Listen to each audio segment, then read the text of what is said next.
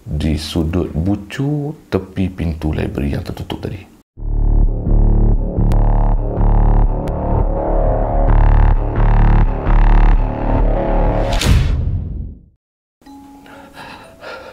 Nafisah pun dah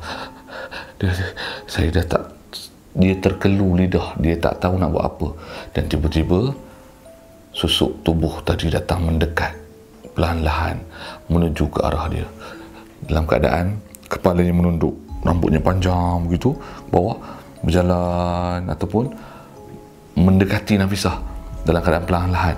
Nafisah dah, masa tu saya tak tahu nak buat apa Ustaz. Dia kata takut sangat masa tu. Apabila benda tu sampai betul-betul lebih kurang hampir 1 meter dengan Nafisah, dia mengangkat kepalanya.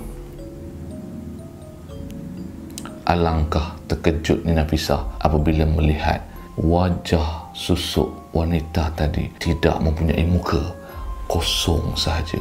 Dan Nafisah kata itulah kali terakhir yang dia ingat, dan dia terus jatuh pingsan. Dan selepas daripada itu dia tak sedar apa sampailah dia sedar balik dia berada di rumah dan sedang diubati oleh seorang ustaz. Nafisah kata lagi, ketika ustaz yang merawat dia kata itulah dia benda yang mengikuti ataupun merasuk Nafisah tu, dan dia ikut daripada sekolah dan dia ikut balik ke rumah, duduk dalam kereta sama-sama waktu dia ambil oleh parent Nafisah masa tu. Dan alhamdulillah dengan bantuan ustaz tersebut, benda tu berjaya diusir ataupun berjaya dikeluarkan daripada tubuh badan Nafisah, dan benda tu dikatakan kembali balik ke sekolah. Ketika itu aku rasa benda ni belum lagi selesai, sebab lembaga ataupun jin tersebut, hantu lah kita katakan, hantu tersebut masih berada di dalam kawasan sekolah. Dan beberapa hari selepas itu juga Nafisah kerasukan lagi di dalam kelas. Kau bayangkan dalam kelas tengah mengajar, aku mengajar ni, tengah-tengah mengajar, tiba-tiba cakap-cakap, tiba-tiba dia tunduk, dia diam, kemudian dia angkat kepala.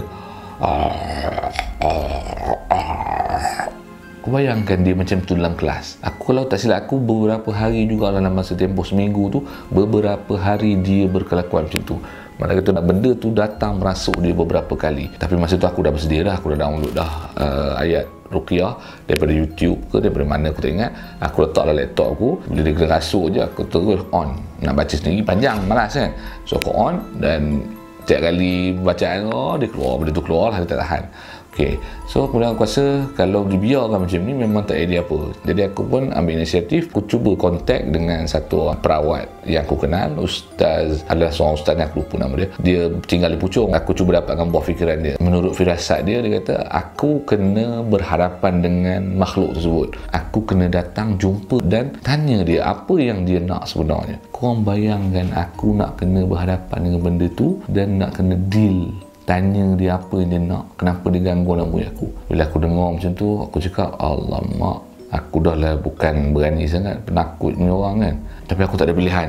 Jadi aku terpaksa, dan ustaz kata aku kena datang ke sekolah untuk sesi pertemuan dengan makhluk tersebut pada jam 12.30 malam. Hari itu jugalah aku pun decide untuk ajak seorang lagi ustaz untuk teman aku. Jadi aku message Ustaz Asri. Ustaz Asri ni parent sekolah aku juga. Jadi aku minta bantuan dia untuk teman aku pada malam tersebut, dan dia bersetuju. Pada malam tu pukul 12.30 malam, kita orang pun sampai ke sekolah. Aku dengan Ustaz Asri masuk dan terus menuju ke library. Dan dalam masa sama aku berhubung dengan ustaz yang di Puchong tu lah. Jadi ustaz di Puchong tu akan tengok daripada jauh dan dia akan beritahu apa yang perlu aku buat. Dan dia kata okey, sekarang duduk kat dalam library tu dan berzikir la ilaha illallah, tenangkan hati, diam, berzikir, dan dia akan uruskan daripada sana. Dalam selang beberapa minit aku berzikir, tiba-tiba mesej masuk. Ustaz daripada Puchong mesej kata, okey, benda tu dah datang. Okey, teruskan berzikir. Kalau boleh cuba panggil dia. Panggil dan cuba ajak dia untuk berdialog. Maksudnya, aku pun cubalah. Kalau ada sesiapa dekat sini, tolong datang jumpa dengan aku, wahai jin, aku cakap. Ini tu lebih kurang lah kalau tak silap aku cakap tu. Kalau kau ada dekat sini, datang sekarang depan aku dan kita berbincang. Aku nak tahu apa yang kau nak, kenapa kau ganggu anak murid aku. Kalau betul, kita boleh bincang dan kita boleh selesaikan secara baik. Kita datang sekarang menghadap aku. Kemudian aku sambung zikir la ilaha illallah, la ilaha illallah. Kemudian mesej masuk lagi.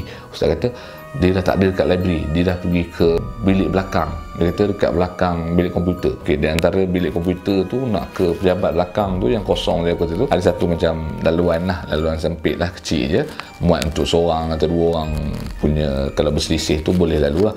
Okey, untuk sampai ke situ aku duduk kat situ dan aku sambung berzikir la ilaha illallah, la ilaha illallah. Kemudian tengah-tengah berzikir tu tiba-tiba aku dengar macam ada bunyi tapak kaki daripada depan lah, daripada luar daripada kawasan tu. Tak, tak, tak, tak, tak. Lepas tu aku tanya Ustaz Asri, Ustaz dengar tak bunyi tapak kaki tu? Ustaz kata, ya, saya dengar. Dia kata, okey tak apa, kita zikir je. Tak, aku pejam mata, Ustaz Asri pejam mata, tak, tak, tak, tak, tak. Betul-betul sampai dekat tepi aku, kira macam bukanlah tepi aku sangat, masuk ke dalam lorong tu, aku dekat tengah-tengah, benda tu dekat ujung lorong tu, dia berhenti. Kemudian aku beranikan diri, aku tengok, tak ada apa-apa. Aku tak nampak lah kan. Kemudian mesej masuk lagi. Dia dah lari, dia kata. Dia dah pergi ke atas. Allahu Akbar. Aku dengan Ustaz Asri pun berjalan pergi naik ke bilik guru pula. Nak mengejar dia, nak berjumpa, nak berhadapan dengan dia ni, nak tanya, nak berbincang. Main lari-lari duduk ke atas. Lepas tu kan turun bawah balik sampai ke dewan. Akhirnya hampir 2 jam aku dengan Ustaz Asri duduk turun naik atas. Tak dapat lagi berhadapan dengan dia. Dia duduk lari-lari. Aku tak tahu kenapa dia takut. Kemudian Ustaz daripada pucung tu mesej cakap, dia dah tak ada dekat kawasan sekolah aku. Dia dah lari. Dia dah pergi mana tak tahu. Okey, dalam pukul 2 lebih macam tu. Aku kata okey tak apalah. Kalau dah tak ada, tak apalah. Aku pun decide okey Ustaz Asri dia dah tak ada lah. Jadi kita balik dululah. Nanti kita tengok macam mana selepas ni. Kemudian aku balik rumah. Besoknya aku teringat aku ada kenal dengan seorang lagi ustaz perawat yang mana dia boleh datang ke sekolah aku untuk membantu. Jadi aku pun panggil dia, itu Syekh Ismail.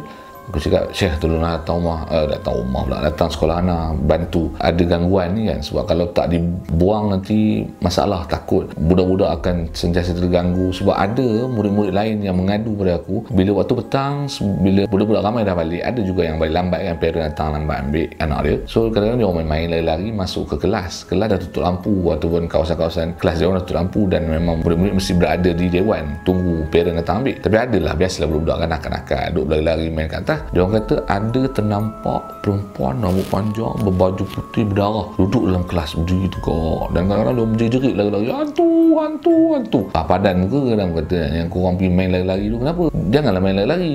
Okey, kemudian Syekh Ismail datang dan dia telah melakukan proses pembersihan dan dia berjaya menangkap benda tersebut lah, makhluk tersebut, jin tadi, dan dia telah pindahkan jin tadi ke, kalau tak silap aku dia hantar ke Luyam, maksudnya hutan Luyam belakang tu, supaya dia tak kembali lagi ke sekolah aku dan mengganggu anak murid aku. Jadi selepas daripada dah pindahkan dia, Syekh Ismail pun memagar kawasan sekolah aku, dan alhamdulillah selepas daripada itu tak ada lagi kejadian yang seperti itu berlaku lagi untuk dalam tempoh masa, kalau tak silap aku, dalam 6 bulan selepas tu. Sebab selepas daripada itu ada kembali berlaku gangguan-gangguan lain, tapi kalau kau nak tahu cerita gangguan yang macam mana, itu kita akan dengar dalam video-video yang lain lah. Okey, so itulah dia kisah hari ini, kisah gangguan anak murid aku yang terkena rasukan.